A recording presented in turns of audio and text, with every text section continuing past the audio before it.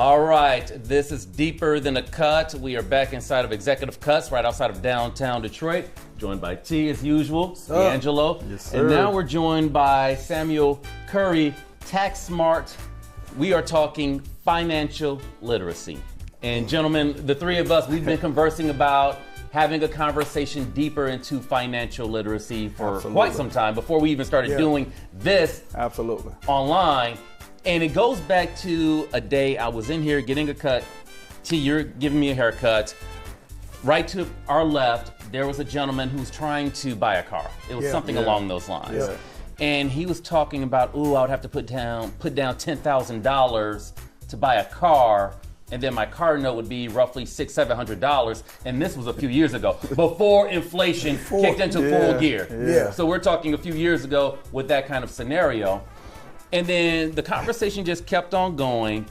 And one of us asked him, well, what's your credit score? And he responded by saying, I have a good credit score. It's about 495.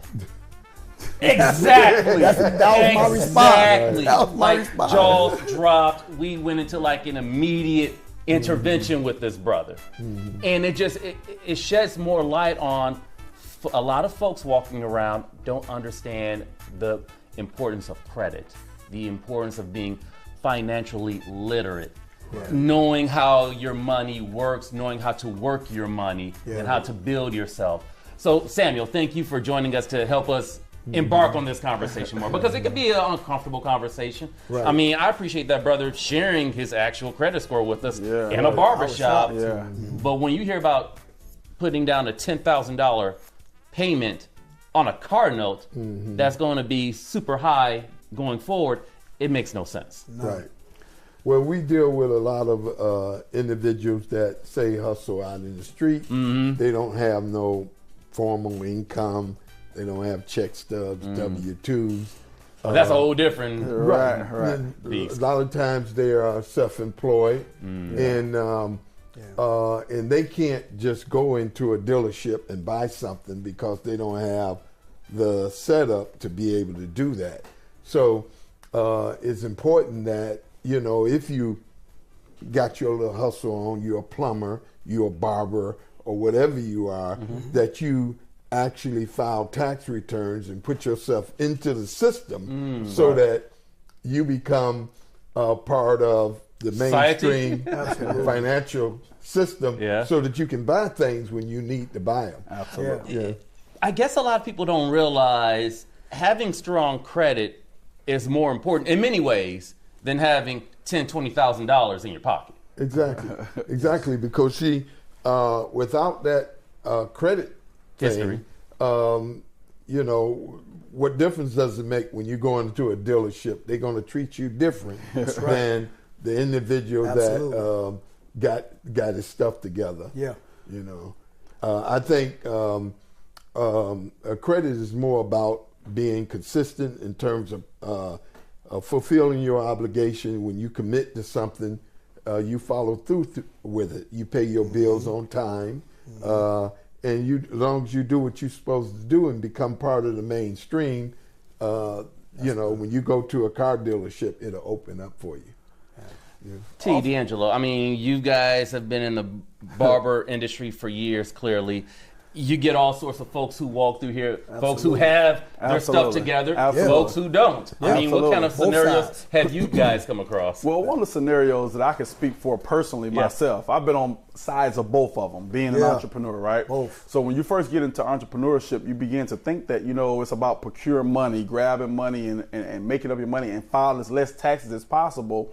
So that you can keep as much money as possible. You didn't understand that being young and being new into, your industry that you're embarking upon. But what I found out, the important piece of it is making sure that you file your taxes, that you make sure that you're giving the government what they're owed, so that you can then in turn go and get you a house. You can go and get a car because you will have what is called a W-2. That's right. Common enough. You build your business, and then you make it to where your business is paying you a check so that you're able to literally file taxes and take care of the responsibility that's needed. Sometimes the misnomer about entrepreneurship is, how can I get over? How can I get by? How can I figure out how to cheat? When the reality is all you have to do is pay your proper taxes like everybody else, and you'll be in a position to do the things that you need to do. Yeah. And Mr. Curry has put a bunch of people in a position to be able to do that. And just knowing, speaking on both sides of it, I tried the side where, trying to do it and not have to pay as much, and I wasn't getting anywhere. It was always like mud. It was spinning in the mud, always over and over and over, until you come into the knowledge of it. And that's what we're trying to make sure that people understand today. That if you have the proper understanding of what you need to do as it relates to building a business and paying yourself through your business as an entrepreneur, you then put yourself in the best position to be able to procure the things that you want in life. What was the transition mentally from one side to the other? Initially, it was like, oh my God, I have to pay this much. I have to pay this much money in taxes. But what you soon come to realize is that what the real world is like. Yes. Tax season is not something you look forward to all the time as much anymore because you have to do what you need to do. But the reality of it is that when you do pay your taxes and you do what you need to do as it relates to setting your business up properly, you put yourself in a better financial situation to take care of, and you're covered. You won't have to worry about the I, the R, or the S coming to look for you. Right. They will come. They coming. They come. They will come for you. Samuel, for the gentleman I described to you at the beginning of this conversation, from my understanding, he is employed, but someone who comes across you with that kind of scenario, that kind of bad credit, I mean, what's the initial conversation to kind of get them on the right pathway? Well, basically, I talk to them about whether they have filed taxes in the past and whether they're in the system, and if I can get them to start realizing that they, once they start filing taxes, that they will start establishing the necessary support that they need to continue their financial literacy. One thing that I wanted to point out, we mentioned that people have to pay their fair taxes. Yes. But there is a large segment of our population that don't pay taxes, but actually file tax returns every year. They get refunds, $10,000, $15,000 refunds. Okay. There was a promise that was made by the government that a long time ago that most people are not aware of. And that promise was that if you get out and work, even though you're making, say, only $13, $14, $15 an hour, if you get out and work, we'll make up the difference at the end of the year. And that's our families that are low income. They only make $20,000, $30,000, $40,000. As long as they got kids, there's a lot of credits available to them. One is the earned income credit. And the word earned income credit has earned income. In other words, the only way you can get it is to get out and work. Yeah. Whether that's work from self-employment or work from a W-2. You need a job. Yeah, it makes sense. Right. Makes sense. And so that credit can run as high as $6,000 or more. Okay. Then you got the child tax credit. That credit is $2,000 per child. So if you got 2 or 3 children, you can easily see where, as in the street, they say you got 10 racks coming. And so when the tax, I raised you, I'm claiming you. Right. When the tax season first starts off, that's who's first in the office, because if you know you're going to owe at the end of the year, you're not in a hurry to file your taxes or do what you need to do. Yeah. But if you know you got 10 racks coming, you ready to file that tax return and ready to get that money, because for many of these low-income families, that's the largest amount of money they're going to see in one lump sum, where they can go out and buy a car, catch up with their rent and the bills that were behind. Or buy too much Louis Vuitton. Yeah. Oh my God. There it is there. Let's talk about that too, where unnecessarily we take these refund checks and we blow it. Right. You know, year after year. Year after year. Yeah. There's a a company that we work with is out in the mall, and during COVID, was the largest sales that they ever had was during COVID. Yes. When those stimulus came out, the stimulus checks and those refund checks, these people headed straight to the mall. Literally, you saw a lot of folks buying a lot of high-end clothing during a pandemic to wear at home. I think that was more mental too, because when you think about it, the first time someone gets a large sum of money at one time, for your mind to think that the best thing to do is to go and buy something materialistic, which is a liability, something you're not going to make any money off of, because if you buy it, take it and sell it, you're going to lose money on it, right? Absolutely. And so the mindset that, the most money that people talk about in history was pumped into our communities literally at one time was the one time that it was squandered at the biggest moment. I know some people who had a bunch of money, unbelievable amounts of money. So I'm not of the belief that we just need finances inside of our community. We need financial literacy to understand what to do with money, so that mentally, whenever we get money in our hands, we understand the importance of what to buy, what to invest in, what to do, how to grow. Absolutely. And the moment you do that,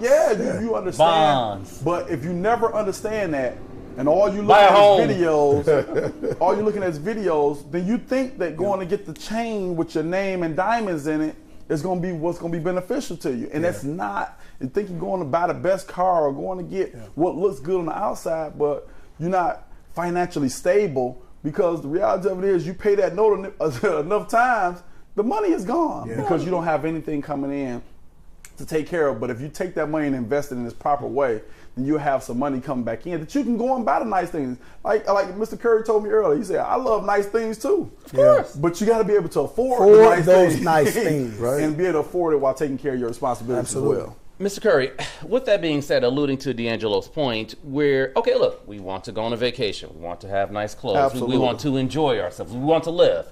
Is there like a certain percentage a person should calculate, okay, this is what I make. Should it be 10%, no more than 15, 20% of me doing me, if you will, quote unquote? Whether it's clothing, going out to eat, trips, concerts, whatever the case may be. What's a ideal percentage a person should cap off? That's a good question, because what happens when people start off, we were talking about low-income people and they're getting refunds. Low-income people don't stay low income. They move up the ladder, and they increase from 40,000 to 50,000, 60, 80, and so forth. And one key thing that I find is that regardless of what income level they at, if they at 100, 150,000, they still don't have any money. You see, no discipline. No discipline, because I always ask them, look, you made 200,000 last year. I'm looking at your tax return, and I would ask them, I say, how much of that you got? Jesus, none. And very few of them have some of that left. So I think a good percentage to start off with is 20%, and you escalate that as you... Now 20% in what you can enjoy, or 20% in what you should save? 20% that you take off the top. The IRS a long time ago learned that that you can't trust a person to pay at the end of the year. When the tax system first started years ago, back in the 40s, you would wait till the end of the year and you pay your taxes. The IRS found that didn't work, that they're not going to save up to be able to pay at the end of the year. So they developed what's called a pay as you go system. Yes. And that is, it comes right out of your check and we get ours off the top. That's right. And so I'm okay with that approach. Just be done with it. That sounds about right. That's right. I think we got to take that attitude about ourselves and take ours out off the top. That is good. Take 20% off the top. Just like the IRS take theirs off the top, take your 20% and tuck that away regardless of what happens. I'm going to take 20% of mine and put it to the side and put it in some kind of investment, income, some kind of savings mechanism. Let your money work for you. Let it grow. Yeah, absolutely. I mean, I'll be honest. I was that guy that's having conversations with you guys. I was the guy that spent everything when I was younger. Didn't have the literacy. Right. Didn't know. Right. It was popular to walk around with your money in your pocket. Right. No paperwork. Back in the time, you could find somebody that can get you some check stubs or some, That's right. kind of, what you're saying, Mr. Curry, is true. And I was that guy. But then I had to learn, like over time, over the years, I wanted to buy houses. I wanted to go to the dealerships. And it was like cash at that time, it ruled. And then so it made sense at that time. But then it comes a time when the life that we're living in now, you have to pay taxes in order to live.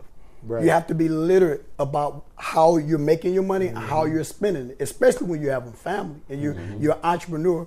And our line of work, barbers, we even still to this day, a lot of young up-and-coming potential licensed barbers, they think it's okay to not pay taxes. Right. They still to this day, they think that it's okay to try to cheat the IRS. And myself and Smith, we tell them all the time, they're coming.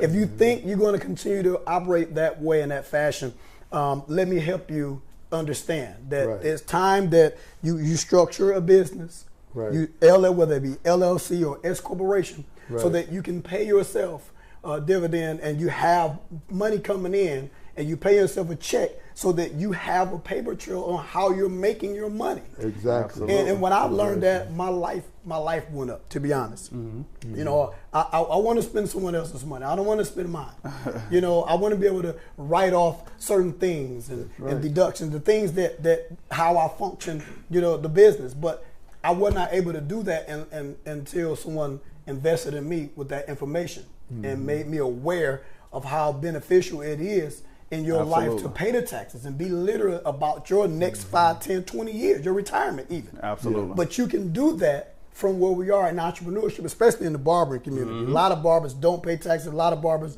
they don't have businesses set up. They just, like you said, it's hustle. They look at it like a hustle, but it really is a business when you structure. But we have to have the literacy. We have to have you, Mr. Curry, to educate us and make us aware of how to do so. Yeah, and it's just like Josh said at the beginning of this conversation.